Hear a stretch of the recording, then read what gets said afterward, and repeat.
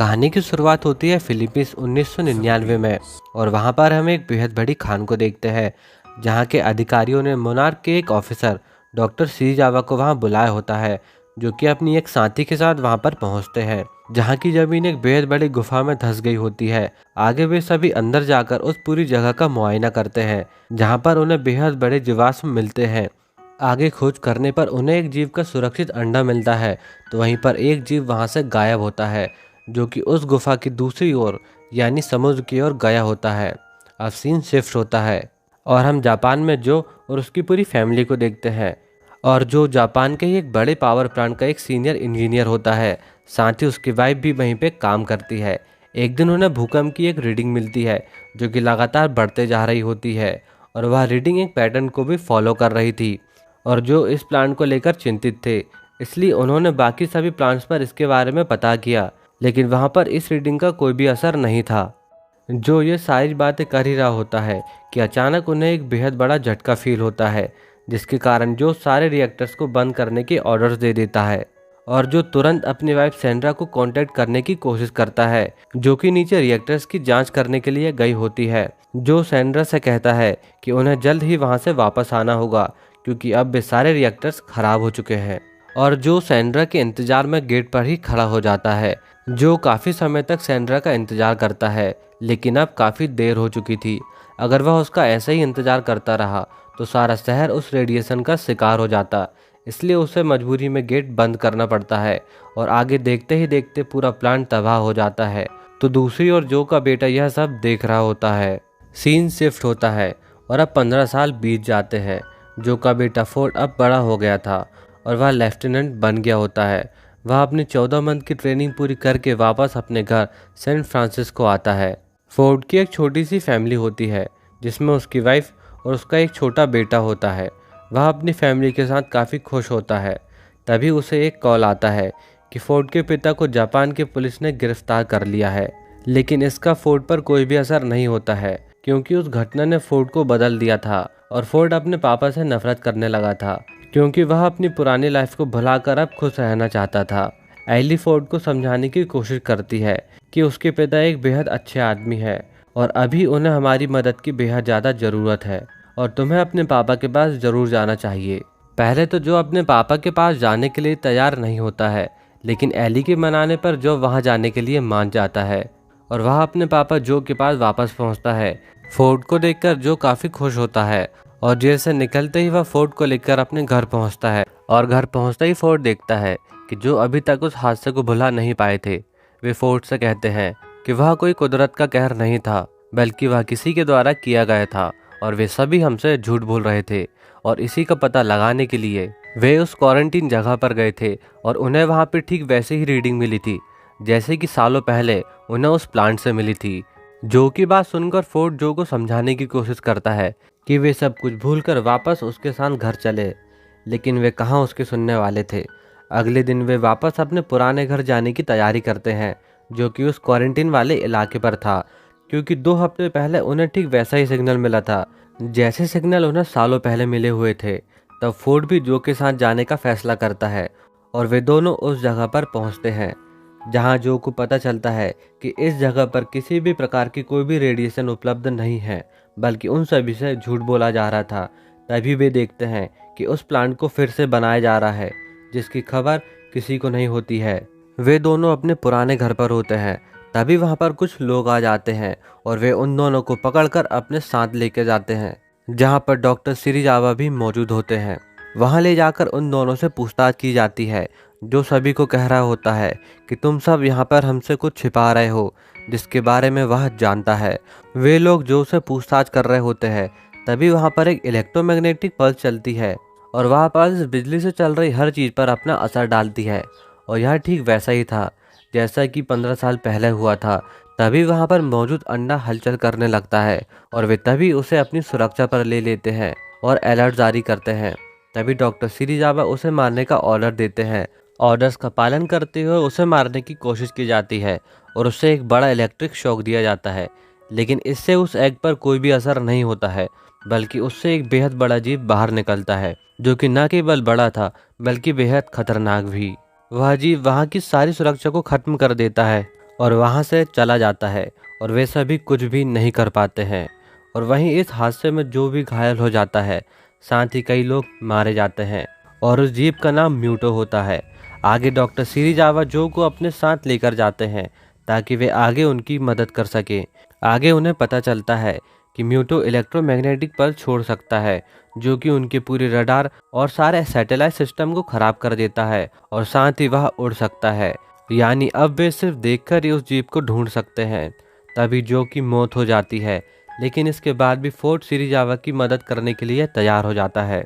आगे डॉक्टर सिरिजावा सभी को बताते हैं कि सन 1954 में समुद्र में भेजी गई पहली परमाणु पनडुब्बी ने किसी को नींद से जगा दिया था। उस जीव को मारने के कई प्रयास किए गए थे। वह एक प्राचीन और बड़ा जीव है जिसका नाम है गॉडजिला। और 15 साल पहले हमें एक ऐसे ही बड़े जीव का जीवाश्म मिला था जिसे कि एक जीव के अंडे ने मार दिया था।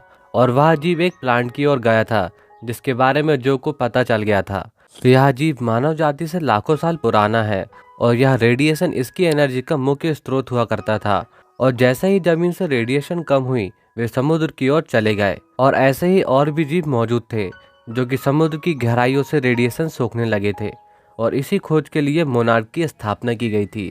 यह जीव अमर और अजय थे।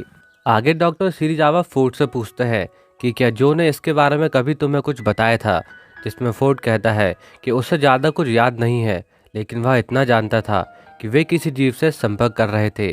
जिसके बाद डॉक्टर सिरिजावा उस जीव की तेजी से खोज करने लगते हैं। डॉक्टर सिरिजावा को पता चलता है कि जो को किसी जीव का जवाब आया हुआ था और तभी उन्हें एक खबर मिलती है कि वहां से कुछ दूर एक परमाणु पनडुब्बी अचानक गायब हो चुकी है, जिसके सिग्नल का पीछा करते हुए एक टीम को वहां पे पहुंचा दिया गया है। तभी उन्हें म्यूटो दिखाई देता है जो कि शहर के काफी पास में होता है और वे उस जीप पर हमला करते हैं ताकि वे उसे मार सके। लेकिन उस जीप पर इसका कोई भी असर नहीं होता है, बल्कि जीप से निकलती हुई इलेक्ट्रोमैग्नेटिक पल्स सारी चीजों को नाकाम कर देती है। तभी समंदर में एक बेहद बड़ा जीप उनकी ओर लगातार आगे बढ़ रहा होता है, जिसके आने से सारे शहर में सुनामी आ जाती है, जो कि कोई और नहीं बल्कि गॉडजिला होता है। बाकी सारे सिपाही उस पर हमला करते हैं, लेकिन उसका कोई फायदा नहीं होता है। वह म्यूटो की ओर लगातार आगे बढ़ता है क्योंकि गॉडजिला यहाँ पर म्यूटो के लिए आया होता है। गॉडजिला उस पर हमला करता है और वहाँ से चला जाता है।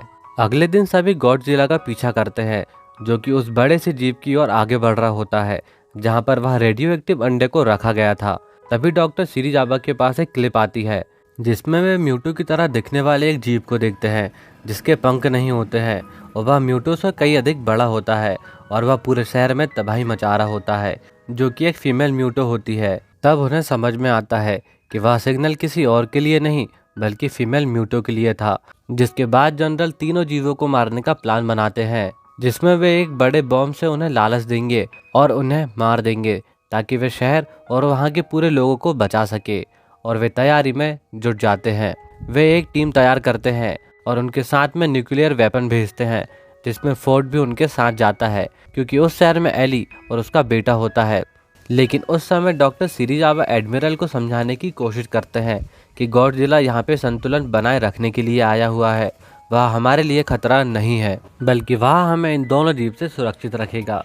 लेकिन एडमिरल उनकी एक भी बात नहीं सुनते हैं। तो दूसरी ओर टीम उस मिसाइल को लेकर आगे बढ़ती है, लेकिन उनके रास्ते पर फीमेल म्यूटो आ जाती है और वह उनकी मिसाइल को अपने साथ ले जा लेती है, जिसमें कई सैनिक घायल हो जाते हैं। अगले दिन वहां पर एक टीम भेजी जाती है और बची हुई एक मिसाइल को अपने साथ ले जा लेती है और उसे लेकर वह कैलिफोर्निया पहुंचती है। तो दूसरी ओर गॉडजिला तेजी से लगातार आगे बढ़ रहा होता है और शहर में सारी सेना को सचेत किया जाता है और सारी सेना हथियारों के साथ तैयार होती है। तभी गॉडजिला वहां पर पहुंचता है और सारी सेना उस पर लगातार हमला करती है, लेकिन गॉडजिला पर इसका कोई असर नहीं होता और गॉडजिला बिना कोई नुकसान पहुंचाए वहां से वापस चला जाता है। तो दूसरी ओर सैनिक उस मिसाइल को एक्टिवेट कर देते हैं। तभी वहां पर एक मैग्नेटिक वेव आती है जिससे कि सारी चीजें काम करना बंद कर देती है। तभी वहां पर म्यूटो आ जाता है और वह उस मिसाइल को लेकर अपने साथ चला जाता है और पहुंचता है फीमेल म्यूटो के पास और वह मिसाइल को फीमेल म्यूटो को दे देता है, जिससे कि फीमेल म्यूटो अपने बच्चे को एनर्जी दे रही होती है। वह मिसाइल अब शहर के बीचों बीच होती है, जिसे बंद करने के लिए एक टीम तैयार की जाती है, जिससे कि वह पूरे शहर और वहां के लोगों को बचा सके। उस रात टीम को मौका मिलते ही वह शहर के बीचों बीच पहुंच जाते हैं, जहाँ पर गॉडजिला और म्यूटो आपस में लड़ रहे होते हैं और वे मिसाइल को ट्रैक करते हुए उस तक पहुँच जाते हैं जहाँ पर फीमेल म्यूटो ने अपने सारे अंडे दिए होते हैं। और गॉडजिला और फीमेल म्यूटो की लड़ाई का फायदा उठाते हुए वे मिसाइल तक पहुँच जाते हैं और उसे उठाकर अपनी बोट तक लेकर आते हैं। लेकिन जाते जाते फोर्ड सारे एग्स को तबाह कर देता है, जिससे कि फीमेल म्यूटो बहुत ज़्यादा नाराज हो जाती है।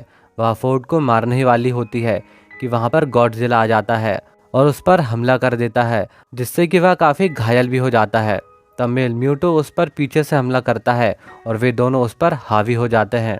तब गॉडजिला अपनी सारी ताकत लगाता है और म्यूटो पर वार करता है, जिससे कि म्यूटो मर जाता है, लेकिन खुद गॉडजिला भी बेहोश हो जाता है। तो इस तरह फीमेल म्यूटो अभी भी जिंदा होती है और इन सब पर बेहद ज़्यादा नाराज भी। सभी उस पर हमला करते हैं, लेकिन फीमेल म्यूटो का इस पर कोई भी असर नहीं होता है। वह उस मिसाइल की ओर आगे बढ़ती है जहाँ पर फोर्ड मौजूद होता है। वह उसे गुस्से से देख रही होती है और उसे मारने ही वाली होती है। तभी गॉडजिला एक बार फिर पीछे से आता है और उसे अपनी हीट रे से ख़त्म कर देता है और वहाँ से वापस चला जाता है। फोर्ड उसी बोट में होता है और उसकी हालत काफ़ी गंभीर होती है, जिससे कि वह बेहोश हो जाता है। साथ ही उस मिसाइल का टाइमर भी चालू होता है। तभी एक टीम वहाँ पर पहुँचती है और फोर्ड को वापस अपने साथ लेकर जाती है और उस मिसाइल को शहर से दूर पहुँचा देती है और सब सुरक्षित होते हैं। अगले दिन फोर्ड अपनी फैमिली से मिलता है तो गॉडजिला वहीं पर बेहोश पड़ा होता है।